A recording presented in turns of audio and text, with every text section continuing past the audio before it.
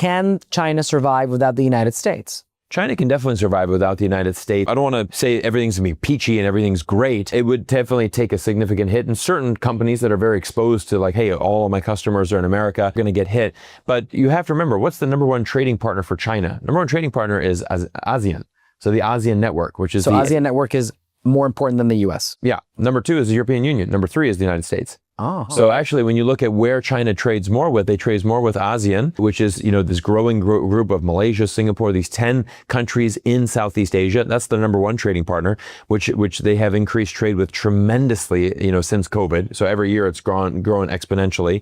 European Union has more trade with China than the United States. The United States comes in at number 3. So again, it is certainly a significant, it's an important relationship for China and for Chinese exporters. But again, there's other options. When you are the number one trading partner for 120 countries around the world, you have options, right? It's an export economy. And that's a very nomad capitalist concept. You have options. There's diversification. They use international diversification. Exactly. And so I think that's where, a lot of Chinese really have the viewpoint right now. If this is the road that you want to take, that's fine. We're not going to sweat. We'll figure it out. And I think the thing is there are certain countries around the world that you could bully. An example of that would be Canada. The United States can bully Canada because Canada doesn't have the leverage, the financial stature. They just don't have the industry to really stand up to the United States. And by the way, we love Canadians. This is just an objective observation. Yes. I'm a dual citizen of Canada. I'm Canadian as well. Oh, there you go. I did not know that. Yeah. My wife is Canadian, and so we live there. Our children are all Canadian as well. So, we love Canada. But unfortunately, Canada doesn't have the cards to play ball with China. It's an economic reality. It is. So they don't have the cards to play with the United States. But, when you look at India, you look at China, these are countries that Donald Trump has tried to bully, and both of them have stood up. A lot of people were very surprised with India, that India said, you know what, we're going to go shift closer to China. This is a big geopolitical story that's happened in the last couple of weeks. They even dodged some calls from Donald Trump. They didn't call him back. Yeah, so Donald Trump called Prime Minister Modi 4 times. He rejected the call 4 times, and instead he jumped on a plane, went to Beijing for the first time for an official state visit for the first time in 7 years. He joined Vladimir Putin with other, Kim Jong-un. That's very BRICS. Very BRICS. BRICS plus North Korea. In this case. Yeah. But it was for that military parade, but it was also for the Shanghai Cooperation Organization meeting. And so again, it was very symbolic because this was Prime Minister Modi. I believe that he was playing, ball as well. He had sent out a tweet, for example. He's in a limousine with Vladimir Putin, and he's like, "It's so great to see my good friend Vladimir Putin," has his arm around him. And I'm speculating a little bit here, but I almost think that was a little bit of a shot at the United States, because I think with the wording saying like, "Here's my good friend Vladimir," it's almost kind of taking a shot at the United States, saying, "Look, we have options as well." But the big thing was, and I was actually with a number of Indian television hosts on some TV programs in the last couple of weeks, and the Indian side is this. This was an attack on our sovereignty. It was offensive, and it's an attack on our sovereignty. And again, this is why understanding the multipolar world is so important. India has options. And so they said, well, we can go move closer to China. Now let's flip the script and let's see, can the U.S. survive without China? How dependent is the U.S. on China? So if we look at it in reverse.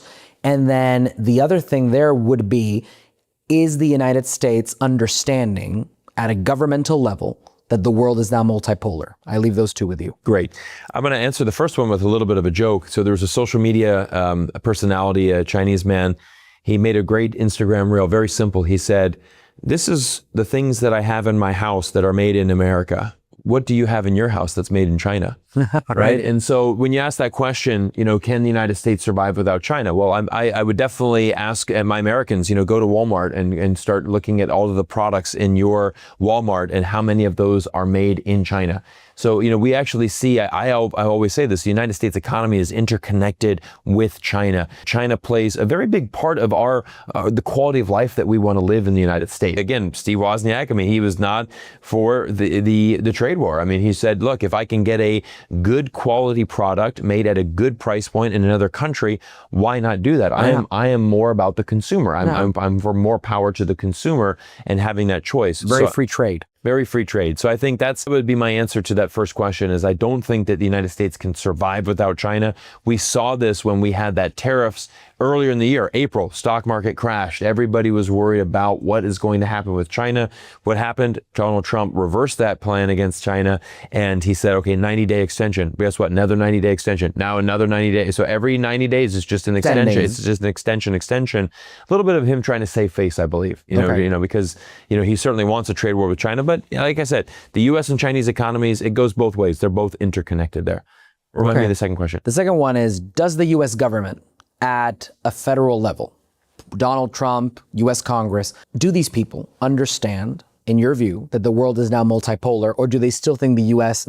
dominates the world, that the economy revolves around the U.S.? They definitely don't understand that we live in a multipolar world, because I think there's a certain element or maybe requirement, you could say, to be a United States politician, and that is American exceptionalism, right? The shiny city on a hill. Yes. For many American politicians, and I think for many Americans in general, we have this thing called American exceptionalism, where we believe we're the best country in the world. We believe that we're number one and everybody should come and do business with us because we're the United States and we're the best. But I'm a U.S. citizen. I've spent a lot of my life living in the United States. I love America. I love the United States. It's a great country. Is it the number one country in the world? I wouldn't say it is, but maybe it is for some people. Yeah, or for certain things, or for certain industries, things, maybe certain industries, or for certain people.